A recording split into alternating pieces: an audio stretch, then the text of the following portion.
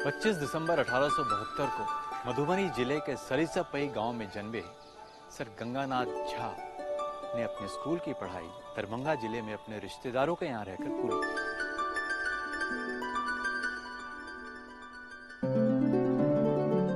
वो जिस जमीन पर, जिस मिट्टी में पैदा हुए थे, वो मिथिलांचल और वो जिस फैमिली में पैदा हुए थे, वो उस क्षेत्र का सबसे प्रतिष्ठित ब्राह्मण फैमिली, जिसको कि श्रोत्रिय फैमिली बोला जाता है, उस फैमिली में पैदा हुए थे।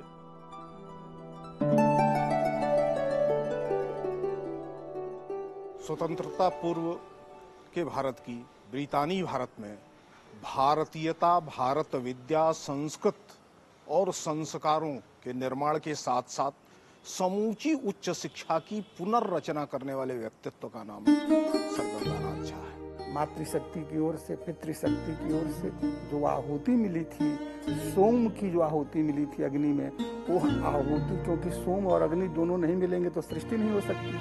चंद्रमा और सूर्य जब तक नहीं होंगे तो जगत संसार नहीं चल सकता है। जगत की स्थिति के लिए दोनों की आवश्यकता है। तो उसी तरह से स्त्री और पुरुष दोनों की आवश्यकता है। स्त्री सोम रूपा है और पुरुष जो है वो अग्नि रूपा है, सूर्य रूप है। और अग्नि सूर्य दोनों का समन्वय होता है तो संसार चलता है। तो दोनों तरफ से विरासत में गंगानाथ झा जी को सोम की तरफ से भी और अग्नि की तरफ, सूर्य की तरफ से, दोनों विरासत में संस्कृत विद्या मिली थी। संस्कृत भाषा सर गंगानाथ झा के नस नस में बस गई थी। बोलचाल से लेकर संस्कृत भाषा में लिखी अलग अलग धार्मिक ग्रंथों को पढ़ना उनके लिए एक मामूली सी बात थी। शायद इसकी वजह यह थी कि वो 7 साल की उम्र से ही संस्कृत का अध्ययन कर रहे थे। 1886 में वो बनारस आए और बनारस के संस्कृत कॉलेज में ही उन्होंने दाखिला लिया।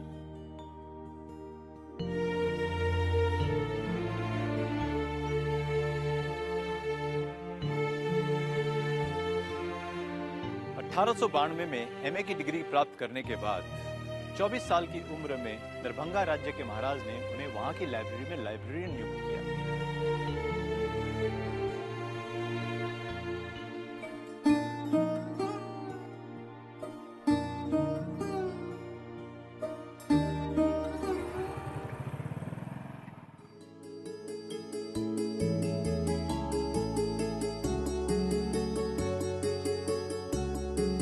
यहीं वो पढ़ते थे और लिखते थे।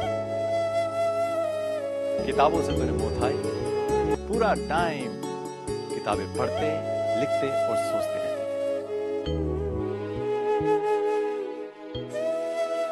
वो लाइब्रेरी में ही थे और लाइब्रेरियन के पद पर ही कार्यरत थे यहाँ दरभंगा में। और यहीं से वो अपनी विद्वत्ता के बल पर या अपने विद्या वैभव के बल पर, अपनी प्रसिद्धि के बल पर यहाँ से इलाहाबाद गए। 1902 से 1919 तक इलाहाबाद के म्योर सेंट्रल कॉलेज में संस्कृत और दर्शन का अध्यापन किया उन्होंने। 1918 में ब्रिटिश सरकार की तरफ से गवर्नमेंट संस्कृत कॉलेज के प्रिंसिपल चुने गए, पहले भारतीय प्रिंसिपल। ये बहुत बड़ी बात तो थी ही, लेकिन इसके साथ साथ उनके ज्ञानी होने का एक बहुत बड़ा प्रमाण था। इतना ज्ञानी कि अंग्रेजों को कोई और मिला ही नहीं इस पद के लिए। उसी का नाम अब पड़ गया है संपूर्णानंद संस्कृत विश्वविद्यालय। यही है सबसे कम उम्र के महामहोपाध्याय। जिस संस्था में उन्होंने आचार्य किया था, उसी संस्था ने उनको महामहोपाध्याय घोषित किया। यह पहली और अंतिम घटना है।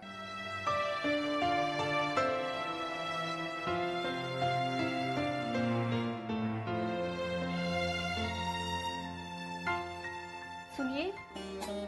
हाँ जी, कहिए। ये पहन के जाइएगा। ये सब तो ठीक है, लेकिन क्या? लेकिन इतना बड़ा पद और इतनी बड़ी जिम्मेवारी। आप जैसे ज्ञानी व्यक्ति के लिए कुछ भी मुश्किल थोड़ी ना है। भारत अभी परतंत्र है और ऐसे में किसी संस्कृत कॉलेज का प्रधानाचार्य बनना अपने आप में चुनौती से कौन जाने यही प्राचीन भारत के स्वाधीन होने की शुरुआत हो। शायद तुम ठीक कहती हो।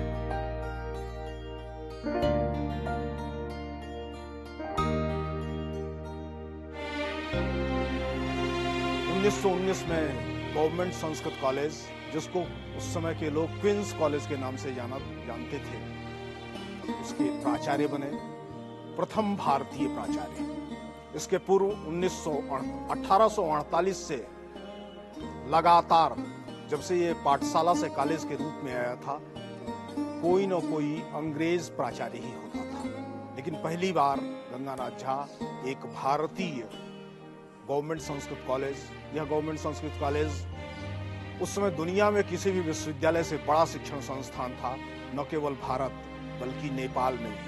अविभाजित तो भारत सहित नेपाल में जिससे संबद्ध महाविद्यालय चलते थे, उस बड़े शैक्षिक संस्थान का, जिसमें 1400 से अधिक संबद्ध पाठशालाएं और महाविद्यालय थे, उसके बनने प्रथम भारतीय प्राचार्य बने। तो इनके पैंट और टाई को देख करके तो लोगों को हुआ कि गवर्नर है, लेकिन ये जब खड़ा हुए, ठीक उसके आगे में बांध है, और बांध के बाद में गंगा है। गंगा के बिल्कुल किनार पर है साधु विलास।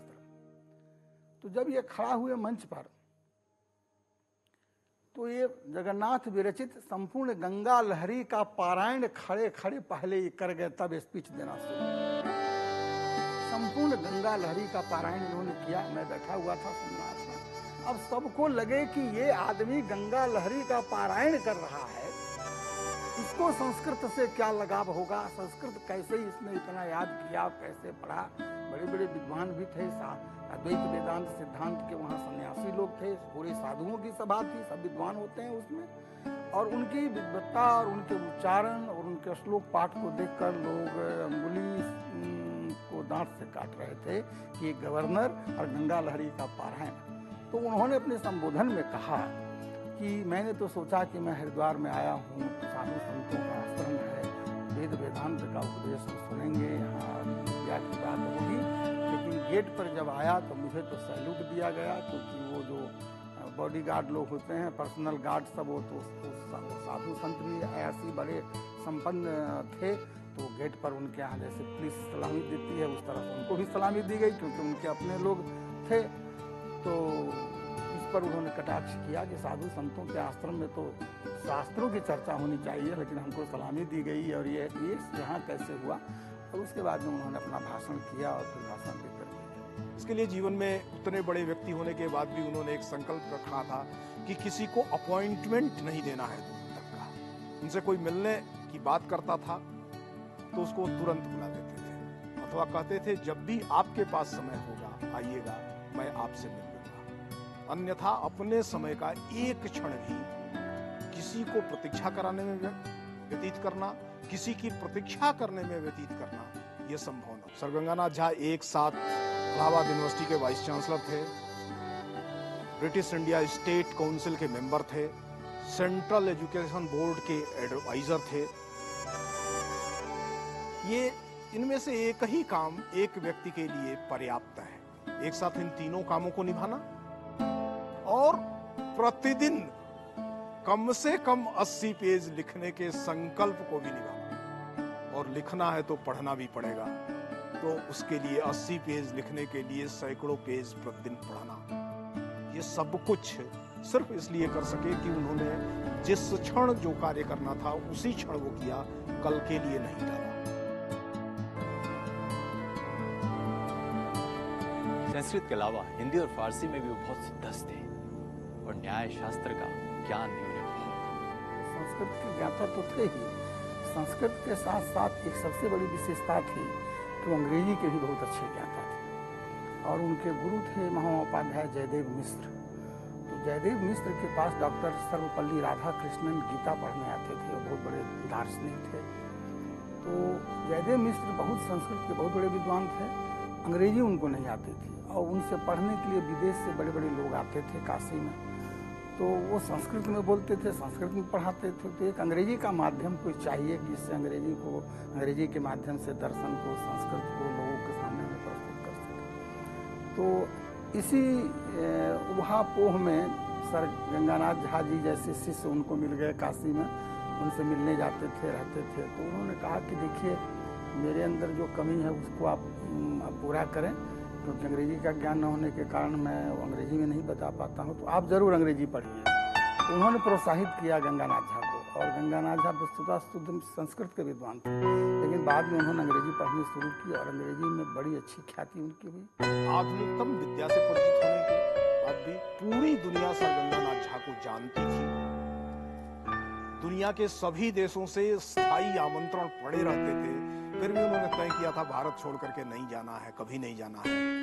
और उन कुछ गिने चुने लोगों में से एक हैं डॉक्टर गंगानाथ झा, जिन्हें ब्रिटेन की सर्वोच्च उपाधि नाइटहुड, जिसके नाते उन्हें सर गंगानाथ झा कहा जाता है, वह बिना ब्रिटेन के क्राउन के समक्ष उपस्थित हुए और उस दरबार में सर झुकाए प्राप्त हुई थी। यह शायद वह गौरव है जिससे प्रत्येक भारतीय गौरवान्वित अनुभव करेगा, और आज की प्रेरणा, आज की पीढ़ी भी यह प्रेरणा ले सकती है।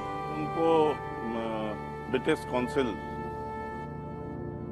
असेंबली का मेंबर भी बनाया गया था, और जिसके कारण उनको एक बहुत बड़ा ऑनर दिया। उस समय भारतीयों को सर की उपाधि बहुत बड़ा ऑनर माना जाता था, और वो दिया गया। और आपको ये जानकर ताज्जुब होगा कि वो कभी विदेश नहीं गए, कभी लंदन नहीं गए।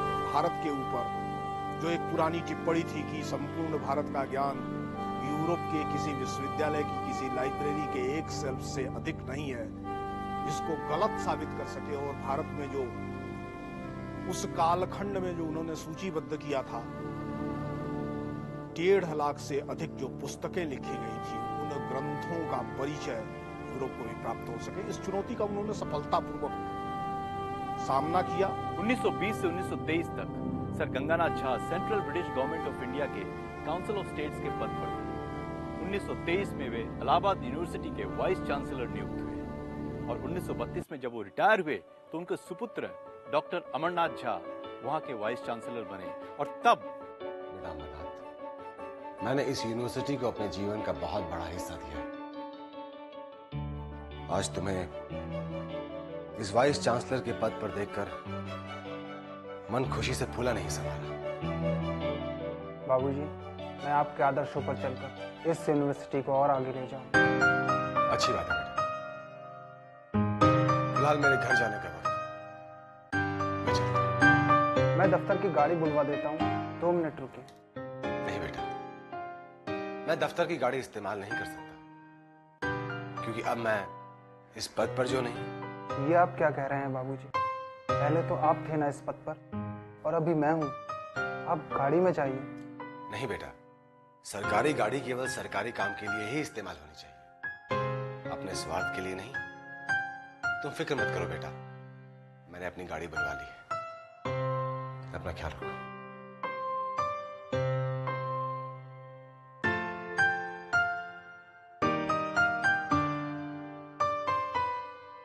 जब गंगानाथ झा रिटायर किया वाइस चांसलर के पद से, तो चाबी वाइस चांसलर के रूप में अपने बेटा को दिया। बाप वाइस चांसलर, बाप के हटने के बाद बेटा वाइस चांसलर। ऐसा लोग कहते थे कि रिटायरमेंट के बाद वो साइकिल चलाकर घर लौटे थे। उनका मानना था कि वाइस चांसलर के पद से निवृत्त होने के बाद इस पद से जुड़ी हुई सारी सुविधाओं को त्याग देना चाहिए। ऐसी ऊंची सोच रखने वाले सर गंगानाथ झा को हमारा सलाम। डॉक्टर अमरनाथ झा वो जब विदेश गए थे और उनसे लोगों ने पूछा कि आपका नाम क्या है, तो उन्होंने बताया अमरनाथ झा। तो उन लोगों ने पूछा कि do you know sir Ganganath Jha, और जब ये बताए कि ये हमारे पिता थे, तो वो फिर इतना रिगार्ड इनको दिया, लगा कि कहाँ मतलब हम किस देश के विद्वान से मिल रहे हैं, और बड़ा फिर सम्मानित हुए। तो इससे उनके पिता का सम्मान का अंदाज लगता है। विदेशों में जहां वो कभी गए नहीं, वहां भी उनकी विद्वत्ता पहुंच चुकी थी। उन्होंने कई भारतीय ग्रंथों का अनुवाद करा करके आंग्ल भाषा में वहां ज्ञान के प्रचार को बढ़ाया, और उनसे प्रभावित होकर के जॉर्ज ग्रियर्सन का नाम आप लोगों ने सुना होगा। तो जॉर्ज ग्रियर्सन ने कहा था कि अगर मैं दुनिया में किसी को सबसे ज्यादा मानता हूं, तो वर्तमान समय में मैं गंगानाथ झा जी को ही सबसे ज्यादा मानता हूं। अपनी पूरी जिंदगी न सिर्फ सर गंगानाथ झा अनेकों शैक्षिक संस्थानों से जुड़े रहे, बल्कि शिक्षा से जुड़ी, न्याय से जुड़ी अनेकों किताबें लिखी। कुछ हिंदी में, कुछ संस्कृत। वो जिस परिवार से बिलोंग करते थे, उस परिवार में अन्य विद्याओं के प्रति पढ़ने की रुचि नहीं थी। पहले ये लोग संस्कृत पढ़ते थे और संस्कृत की परंपरा में ये लोग बचपन से ही लोग ढल जाते थे। इनके पिता पितामह, कई ऐसे परिवार हैं मिथिलांचल में जिनके 20 पीढ़ियों में लोग संस्कृत के विद्वान हुए हैं, 7 पीढ़ियों में महामहोपाध्याय हुए हैं। तो ये देखने को मिलता है कि जैसे जयदेव मिश्र हुए तो उनके 24 पीढ़ियों में संस्कृत विद्या की परंपरा आई। बच्चा झा हुए, उनके 10 पीढ़ियों में महामहोपाध्याय हुए और उनकी परंपराएं संस्कृत विद्या में आई। वाद संग्रह नाम से एक 700 पृष्ठों का ग्रंथ निकाला था, जो संस्कृत और अंग्रेजी दोनों में एक साथ निकला था। दुनिया के इतिहास में विधि में 2 भाषाओं में एक साथ ग्रंथ निकालने का वो पहला काम था। गंगानाथ झा के समक्ष जो चुनौती थी, भारतीयता के पहचान की चुनौती, विश्व को भारत क्या है और भारत की ज्ञान परंपरा क्या है, what is the real Indian wisdom, इसको बताने की जो चुनौती थी, उस चुनौती को स्वीकार करते हुए उन्होंने आजीवन अंग्रेजी में लिखा।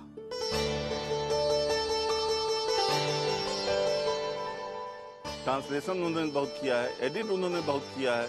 उनकी एक किताब जो बनारस हिंदू यूनिवर्सिटी में छपी थी 1942 में, उनके मृत्यु के 1 वर्ष बाद, पूर्व मीमांसा and it's sources, Banaras Hindu विश्वविद्यालय को उस किताब को 5 बार छापा।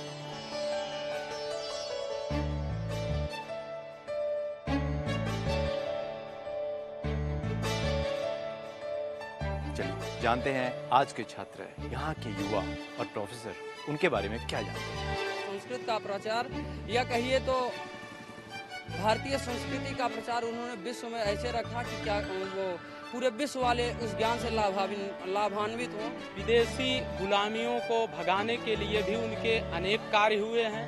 इन सब को देखते हुए पंडित गंगानाथ झा का हम सब के लिए बहुत ही अनुकरणीय रहे हैं। उन्होंने कई अपने ग्रंथों का, भारतीय ग्रंथों का अनुवाद करा करके आंग्ल भाषा में वहाँ ज्ञान के प्रचार को बढ़ाया और उनसे प्रभावित होकर के जॉर्ज ग्रियर्सन का नाम आप लोगों ने सुना होगा। तो जॉर्ज ग्रियर्सन ने कहा था कि अगर मैं दुनिया में किसी को सबसे ज़्यादा मानता हूँ तो वर्तमान समय में मैं गंगानाथ झा जी को ही सबसे ज़्यादा मानता हूँ। 1894 से लेकर के 1941 तक, अपने अंतिम दिन तक लगातार भारत के शास्त्रों की, दर्शन, धर्म, धर्मशास्त्र, भारतीय विधि के लेखन का कार्य किया। बहुत सारे ऐसे शास्त्र, बहुत सारे ऐसे ग्रंथ जो लुप्त हो गए थे, लोगों को मालूम भी नहीं थे, उनकी पांडुलिपियों को खोजा और उनका अनुवाद किया। सर गंगानाथ झा के ही शब्दों में कहा जाए जो उन्होंने पटना विश्वविद्यालय में एक व्याख्यान के दौरान कहा था, मैं वह एक आदमी हूँ जिसने लाखों कागजों के मुंह काले किए। संस्कृत भाषा को अपनी लेखन का माध्यम बनाया, शिक्षा दी, बहुत सरल जीवन व्यतीत करते थे। सर गंगानाथ झा सच में सादा जीवन, उच्च विचार भक्ति को साकार करते हैं। सर गंगानाथ झा को सम्मान देते हुए सम्मानित महसूस होता है। आज के लिए बस इतना ही। नमस्कार।